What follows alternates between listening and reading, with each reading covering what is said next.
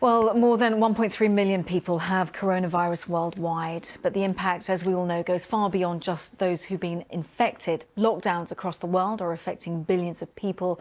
And while the stress of this pandemic is causing some to have sleepless nights, others are in fact experiencing the very opposite, more vivid dreams.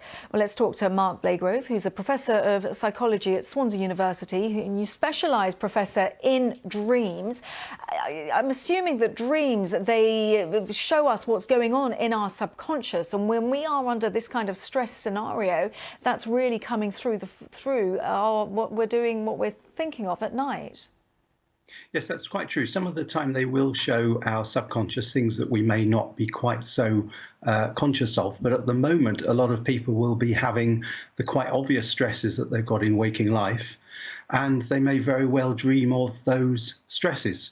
And added to that is the fact that because they can sleep in the morning, they have a greater amount of rapid eye movement sleep across the morning, even up to about 40 minutes of it you could have near the end of the night. And this can lead to very long dreams and far more dreams being recalled. And if people are having anxiety and perhaps leading on to nightmares, is there any way of controlling what's going on when we then fall asleep eventually?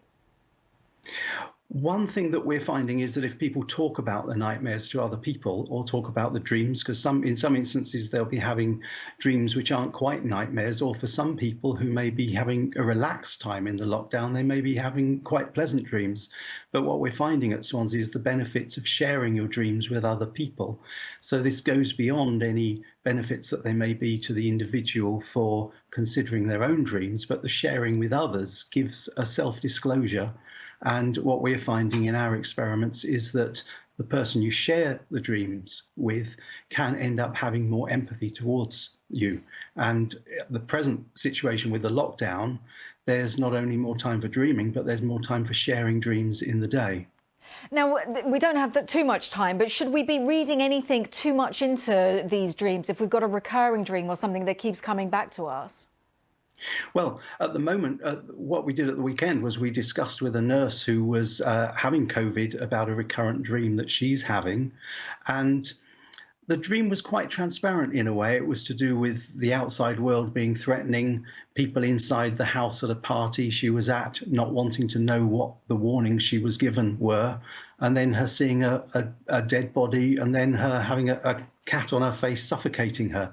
So the dreams can be quite transparent, but they can tell you about your life in a sort of metaphorical way, and metaphors about your life can be quite enlightening.